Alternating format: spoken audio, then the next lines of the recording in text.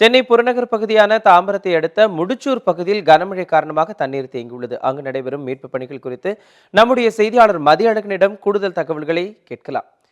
மதியழகன், வணக்கம். தாம்பரத்தை அடுத்த முடிச்சூர்ல இந்த மழையால் ஏற்பட்ட பாதிப்புகள் தற்போதைக்கு எப்படி இருக்கிறது?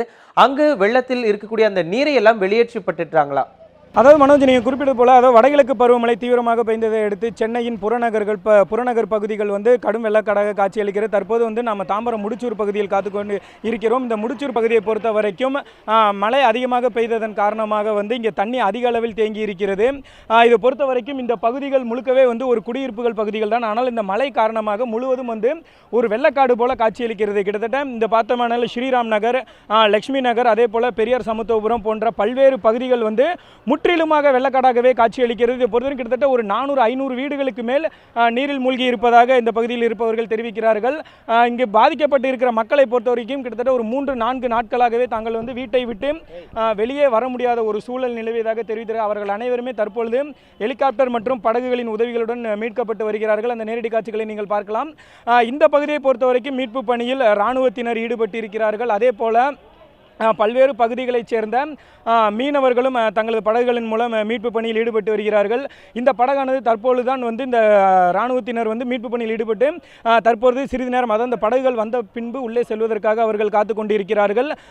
சிறிது நேரத்திற்கு முன்பாக நம்மிடம் பேசிய காஞ்சிபுரம் மாவட்ட ஆட்சியர் திருமதி கஜலட்சுமி என்ன சொன்னாங்க அப்படின்னா, இந்த ஏரியாக்குள்ளே மொத்தம் 5000 பேருக்கு மேலே மாட்டிக்கொண்டிருக்கிறதாகவும் இதுவரை படகுகள் மூலம் கிட்டத்தட்ட ஒரு 4000 பேர் மீட்கப்பட்டு இருப்பதாக தெரிவித்திருக்கிறார். ஏனைய இருக்கக்கூடிய மக்கள் இன்று மாலை, அதாவது 4 மணிக்குள் மீட்கப்பட்டு விடுவார்கள் எனவும் தெரிவித்திருக்கிறார்கள். ஒட்டுமொத்தமாக இந்த மீட்பு பணியை பொறுத்த வரைக்கும் தேசிய பேரிடர் மீட்பு படையினர், அது மட்டுமில்லாமல் தமிழக தீயணைப்பு மற்றும் மீட்பு படையினர், அதே போல இராணுவம் என பல்வேறு தரப்பினரும் மீட்பு பணிகளில் ஈடுபட்டு வருகிறார்கள். இங்கிருந்து மீட்கப்படுபவர்கள் அனைவருமே சிறப்பு முகாம்களில் தங்க வைக்கப்பட்டிருப்பதாக தெரிவிக்கப்பட்டிருக்கிறது மனோஜ்.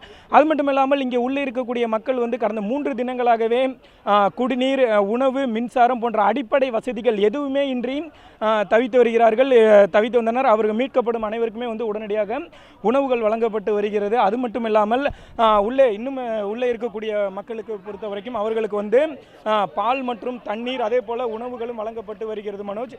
ஒட்டுமொத்தமாக இந்த பகுதியை பொறுத்த வரைக்குமே வெள்ளம் மழை காரணமாக கடுமையாக பாதிக்கப்பட்டு இருக்கிறது. இந்த பகுதியில் அதிக அளவில் தண்ணீர் தேங்கி இருப்பதற்கு காரணம் செம்பரம்பாக்கம் ஏரியும், அதே போல் செம்பரம்பாக்கம் ஏரியிலிருந்து தண்ணீர் திறந்து விடப்பட்டதால் தான் எங்களுக்கு இந்த அளவுக்கு பாதிப்பு ஏற்பட்டிருக்கிறதாக தெரிவித்திருக்கிறார்கள். அதுவுமே முன்னறிவிப்பு எதுவுமே இன்றி அணை திறந்து விடப்பட்டது, ஏரி திறந்து விடப்பட்டதால் தான் தங்களுக்கு இந்த பாதிப்பு எனவும் தெரிவித்திருக்கிறார்கள். இதே போல் இந்த பகுதியை பொறுத்த வரைக்கும் நேற்று ஒருவர், அதாவது அந்த வெள்ளத்தில் கடந்து செல்ல, அதாவது வெளியில் வருவதற்காக அவர் முயற்சி செய்யும் பொழுது அவர் இறந்து இருக்கிறார். அவர் உடலை கூட இன்று தான் எடுத்ததாகவும் அந்த பகுதிவாசிகள் நம்மிடம் தெரிவித்திருக்கின்றனர் மனோஜ். மதியழகன், நீங்க சொன்னதை போலவே, அதாவது மாவட்ட ஆட்சியர் தெரிவித்திருக்கிறதை போலவே அந்த நிவாரண பணிகளாகட்டும், மீட்பு பணிகளாகட்டும் எல்லாமே துரிதமாக நடைபெற்றுக் கொண்டுதான் இருக்கிறது. அங்கு தேங்கி இருக்கக்கூடிய அந்த வெள்ள நீரை வெளியேற்றுவதற்கு, அதனை வடிய செய்வதற்கு என்னென்ன விதமான நடவடிக்கைகளை எடுத்துக்கிட்டு இருக்கோம் அப்படின்னு சொல்லி கலெக்டர் ஏதாவது சொல்லியிருக்காங்களா? அதாவது நம்ம அந்த தொடர்பான கேள்வி நம்ம முன் வச்சோம். அவங்க சொன்னது என்ன அப்படின்னா, இந்த மழை இந்த மழைக்காக நம்ம பல்வேறு முன்னெச்சரிக்கை நடவடிக்கைகள் அரசு சார்பில் எடுக்கப்பட்டிருந்தது. ஆனால் ஒரு மாதம் 2 மாதம் பெய்ய வேண்டிய மழை 2-3 நாட்களிலே பெய்ததால் தான் இவ்வளவு பெரிய பாதிப்பு நமக்கு ஏற்பட்டிருக்கிறது. இதன் காரணமாகத்தான் இந்த பகுதி முழுக்க இவ்வளவு தண்ணீர் தேங்கி இருக்கிறது என்று தெரிவித்திருக்கிறார்கள். இந்த தண்ணீரை அப்புறப்படுத்தும் பணியில் தீவிரமாக அரசு சார்பில் நடவடிக்கை எடுக்கப்பட்டு வருவதாகவும், இதற்கு முன்னெச்சரிக்கை நடவடிக்கை எடுக்கப்பட்டு இருப்பதாகவும் தெரிவித்திருக்கிறார்கள். அதே போல மழை இன்று சற்று ஓய்ந்திருக்கிறது. இந்த மழை ஒருவேளை இன்னும் 2-3 தினங்களுக்கு பெய்யாமல் இருக்கும் பட்சத்தில் தண்ணீர் அனைத்துமே வடிவதற்கு வசதிகள் செய்யப்பட்டிருப்பதாக அவர் தெரிவிக்கிறார். அதேபோல் இப்போது நீங்கள் பார்க்கலாம், இப்போதுதான் படகுகள் மீட்கப்பட்டு வந்த மக்களுக்கு உடனடியாக இவர்களின் முதல் தேவை என்னவென்றால் இவர்களுக்கு உணவு தான் வழங்கப்படுகிறது. அதே போல மனிதர்கள் மட்டுமின்றி சில கால்நடைகளும் இங்கே சிக்கி இருக்கிறது.